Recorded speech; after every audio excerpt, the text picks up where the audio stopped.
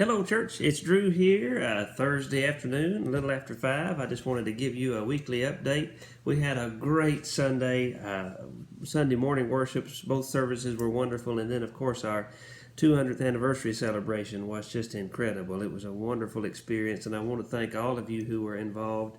Our choir did such a phenomenal job. Right on, King Jesus. Oh, they just sang it so well. I really loved every moment of that worship service.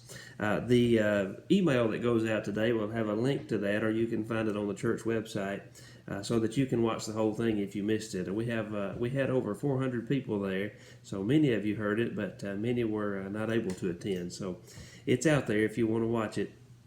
Looking ahead to this Sunday, I plan to preach at both services, though it is a communion Sunday, which usually means I just stay in one of the two services. This week I'll have my running shoes on and be going back and forth.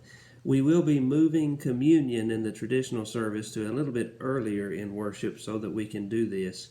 The reason why is we're continuing our series on identity, remembering who we are, and we just felt like it would be important that all of us hear the same text and the same sermon on this day in the midst of this series. It's not our usual practice, but we're going to do that this week. Our text is Romans chapter 8, verses 14 to 28.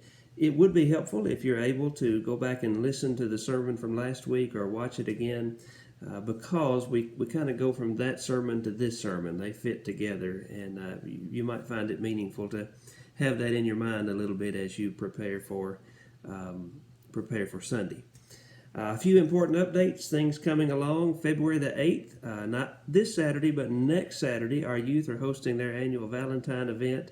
It's a variety show set in the roaring 20s.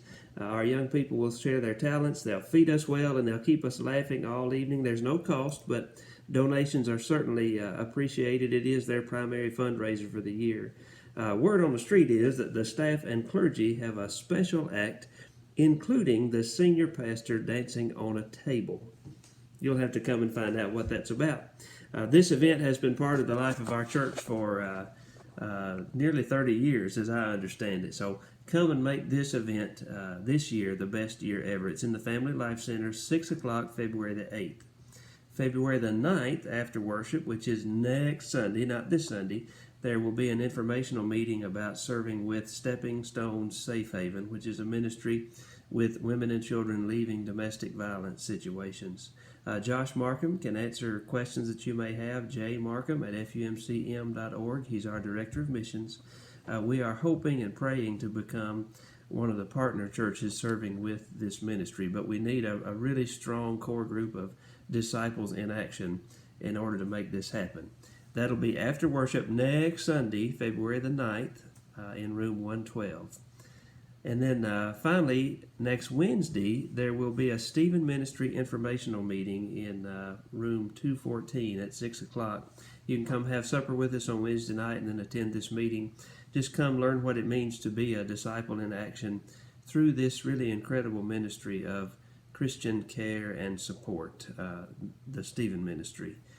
It's really good stuff. If you feel any sort of calling to do more as you try to serve and be with people around you, this may be the ministry for you. It's really about walking alongside folks who are going through a hard time in life and doing that with Christian love, care, and compassion.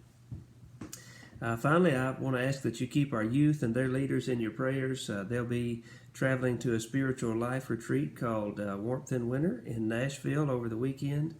They'll be away until Sunday, I think, right after church, just growing in their faith, hearing the good news in powerful ways, and being together with about 2,000 other young people from all over the Tennessee Conference. As an interesting side note, our own associate pastor, Reverend Chrislyn Durham, is the main woman at this event. She is in charge of the thing. She plans it and leads it and executes it. So pray for her too. She's going to have a really busy few days. She's had a very busy half the year really getting ready. So do pray for her. And please know that I keep you in my prayers always. We love you so much, and we hold you in our hearts. And I look forward to being with you on Sunday. Talk to you soon.